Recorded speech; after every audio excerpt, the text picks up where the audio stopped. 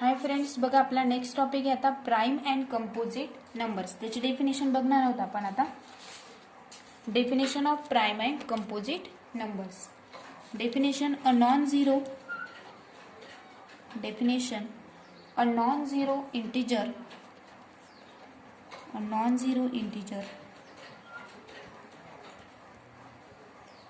p, अ non zero integer p तो कसा असेल, नॉट इक्वल टू 1 और -1.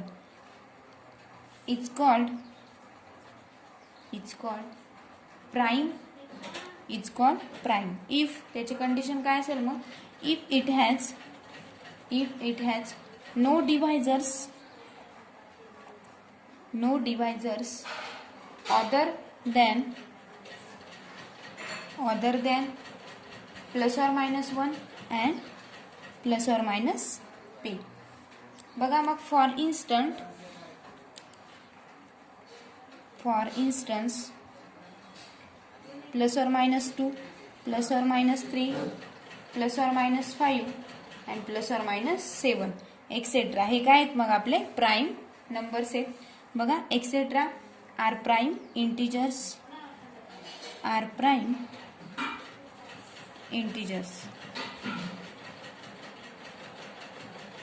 नेक्स्ट आहे नोट दिली आपल्याला. नोट फर्स्ट नोट आहे a prime integer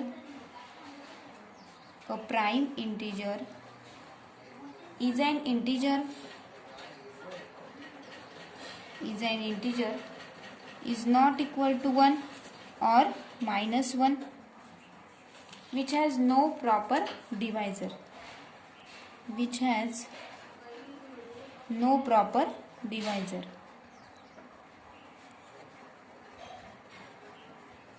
second note आहे बघा. usually only positive primes are studied if p and q कसे पाहिजे मग, p and q are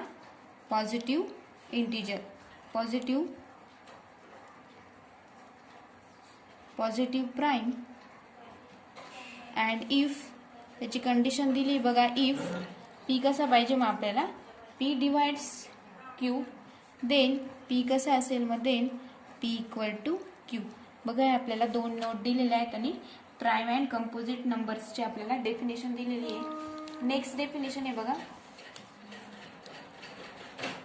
definition a non zero integer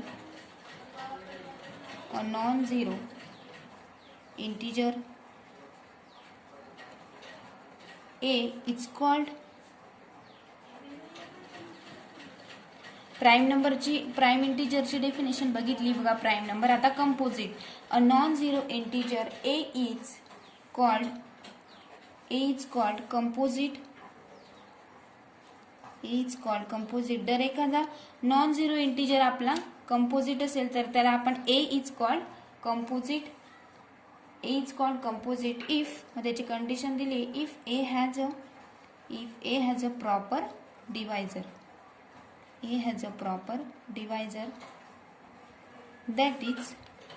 that is A is called composite. If we can write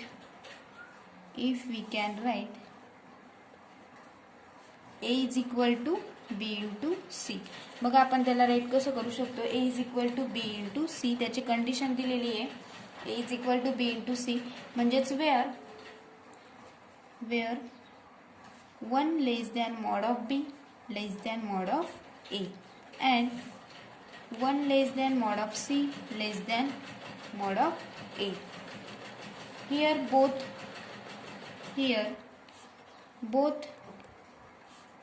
B and C are B आणि C कसे असतील मग,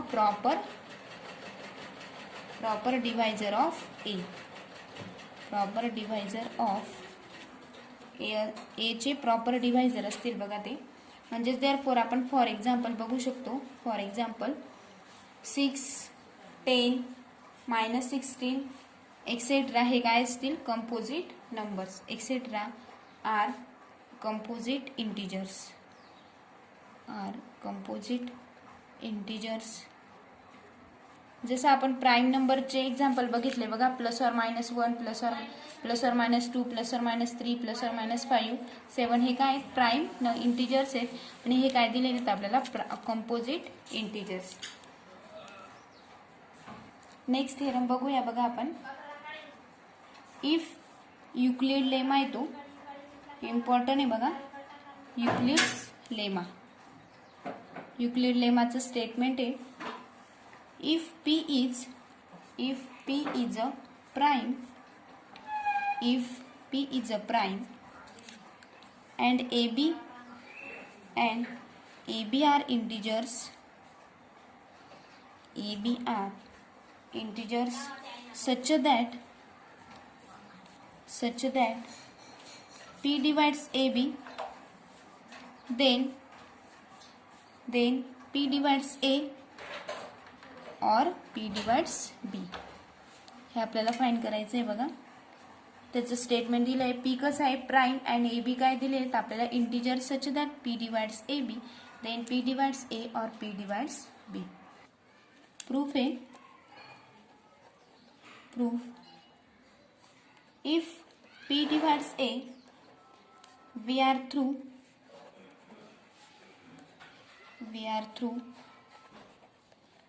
so suppose बघा, आपण suppose करूया. सपोज की p does not divides a. आपल्याला काय दिलेलं आहे p डिवाइड्स a दिला आहे, बट आपण असं सपोज करतोय की p does not divides a. Then p ची व्हॅल्यू काय मानूया आपण, p इज इक्वल टू 1 असतो. Therefore there exist integers. बघा, there exist integers x and y घेऊया आपण आता. X and y such that 1 is equal to, आता आपल्याला काय दिलं आहे 1 इक्वल टू आपण काय घेऊ px प्लस ay मल्टिप्लाइंग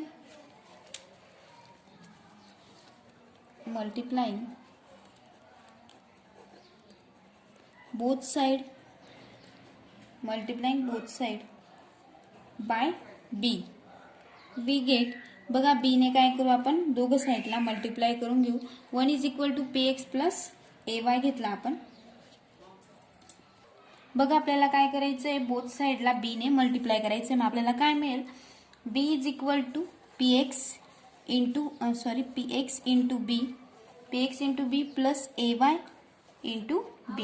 म्हणजेच implies by b is equal to p into xb plus ab into y. ह्या पद्धतीने, म्हणजेच therefore implies by p is equal to p into xb plus pk into y. pk into काय घेतलं आपण, y घेतलं. Since मग pk into y, since p divides ab, we have ab is equal to काय आपल्याकडे, ab is equal to pk मानून घेतला आपण. ab is equal to pk for some k काय बिलॉंग्स करतोय, k belongs to capital Z. म्हणजेच implies by b इथं, म्हणजेच एम्प्लाइज बाय आपल्याला मिळेल b is equal to p of xb plus ky, xb plus ky. म्हणजेच implies by p divides b.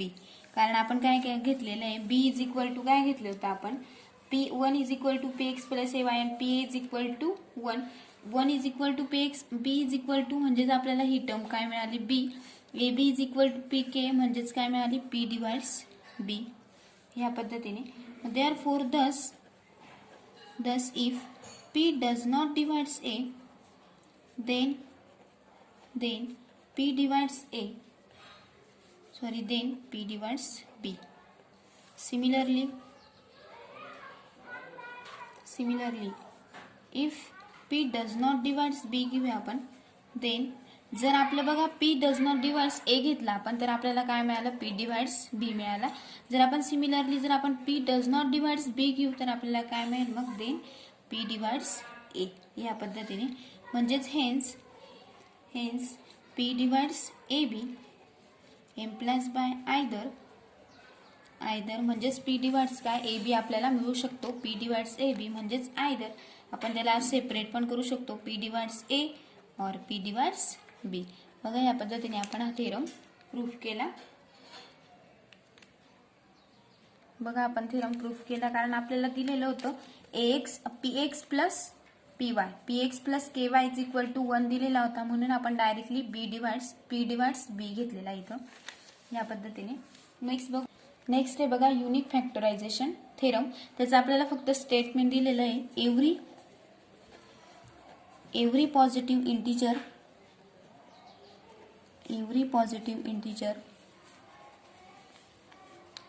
A कसा असेल greater than 1 can be express as a product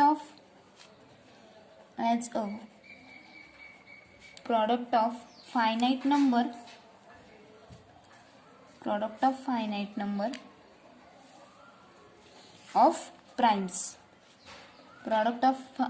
number of primes. This product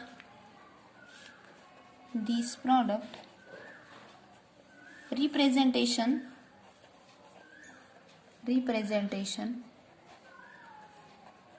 is unique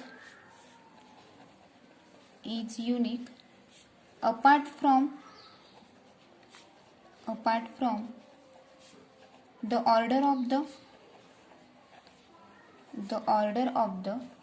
prime factors.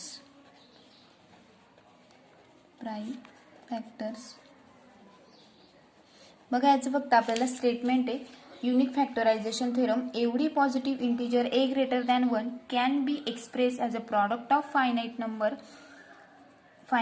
of primes. This product representation is unique apart from the order of prime factors. Next example बघूयात आपण. Next example आहे बघा, show that root three is not a rational number. Root 3 काय दाखवायचं आहे आपल्याला, is not a rational number दाखवायचं आहे. रॅशनल नंबर कशामध्ये असतो, रूटमध्ये जे नंबर असतात त्यांना आपण रॅशनल नंबर असे म्हणतो.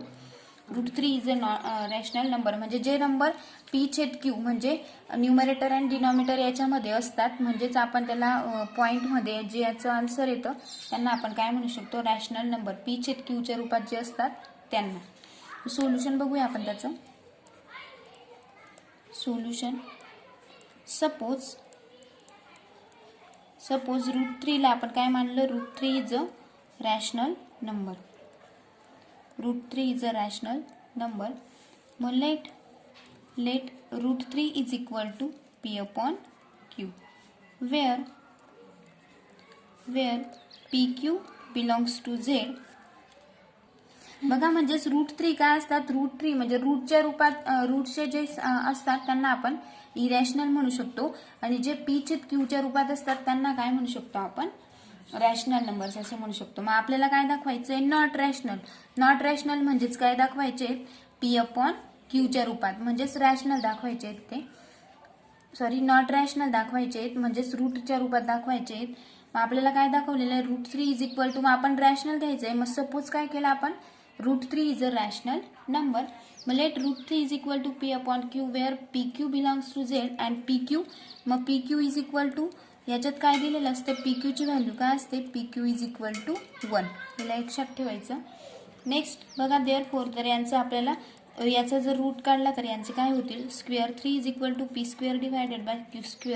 और आपण असं पण लिहू शकतो, P² is equal to 3 into, याला मल्टिप्लाय होऊन जाईल, हा इकडे काय, इकडे मल्टिप्लाइड आहे, इकडे येताना डिवाइड म्हणजेच हा डिवाइड इथं मल्टिप्लाइड होईल, 3 इंटू Q². याला आपण इक्वेशन फर्स्ट दिलं बघा, म्हणजेच implies by 3 divided bye P² म्हणजेच इज इक्वल टू काय मिळेल आपल्याला, P into P. 3 divided by P square is equal to P square आपण पी इंटू पी लिहू शकतो बघा. म्हणजेच implies by 3 divided by P. 3 divided by P कसा मिळेल मग ॲज 3 इज प्राईम. 3 कसं आहे मग प्राईम. म्हणजेच एम्प्लाइज बाय जर आपण p is equal to 3 into r घेतला मग आर काय दिसतोय आपल्याला for some r belongs to capital Z.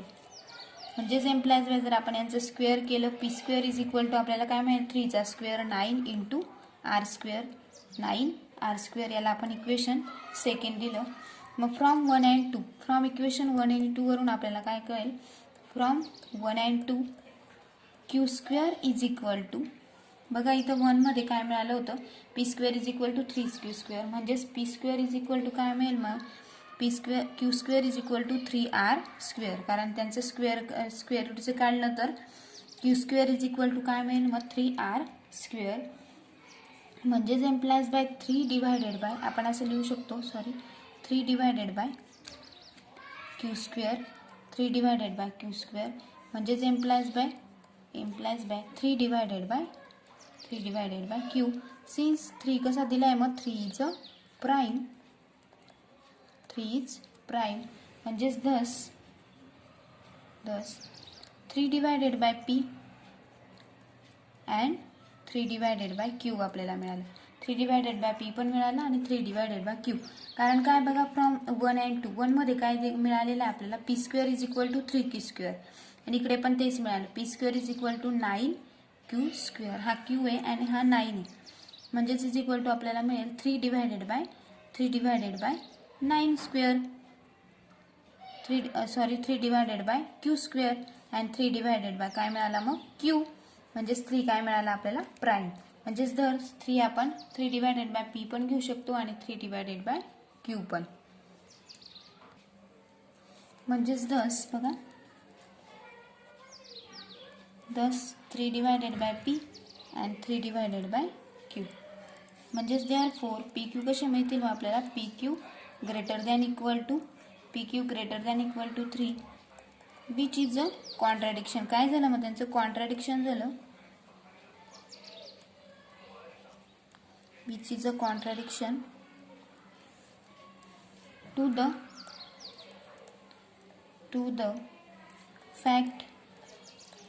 Fact that P Q is equal to काय असतो पी क्यू इक्वल टू 1 असतो. म्हणजेच देअरफॉर √3 काय मिळेल आपल्याला √3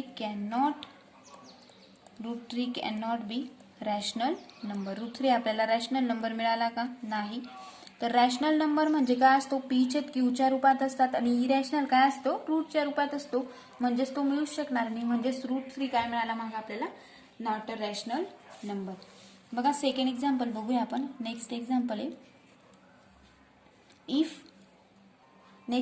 आहे बघा if A B is equal to 1 and A divide BC, then show that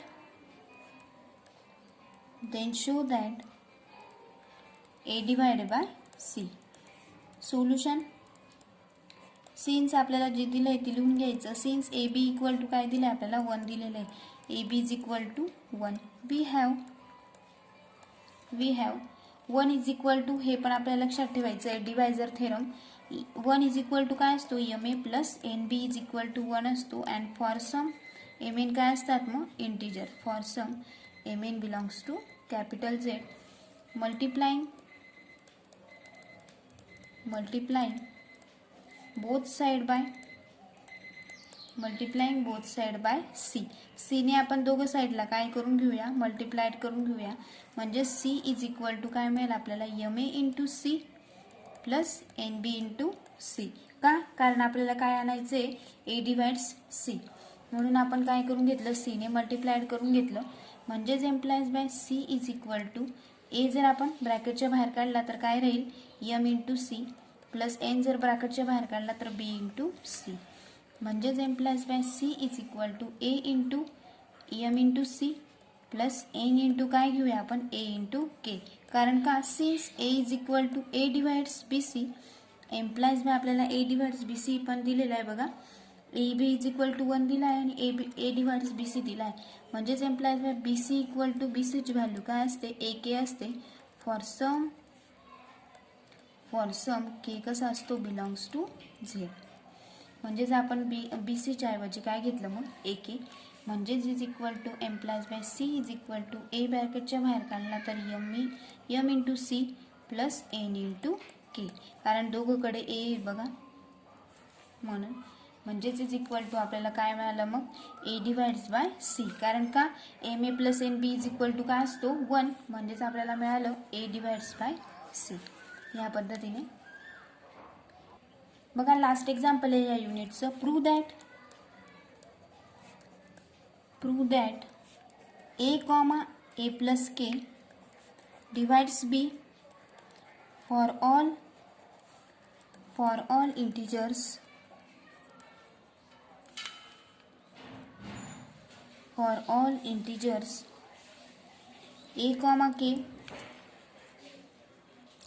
a comma k not both 0. Solution: let a comma a plus k is equal to काय घेतलं आपण, डी घेतलं. Let A comma A plus K ला काय मांडलं आपण, D घेतलं. Then आपण काय लिहू शकतो मग, त्याला जर डी घेतलं तर देन डी डिवाइड्स ए. आपण डी डिवाइड्स ए घेतलं अँड पण असं पण लिहू शकतो डी डिवाइड्स ए प्लस के. ह्या पद्धतीने म्हणजेच एम्प्लाइज बाय डी डिवाइड्स ए प्लस के मायनस ए. कारण आपल्याला काय दिलंय, फक्त के दिलेला आहे बघा.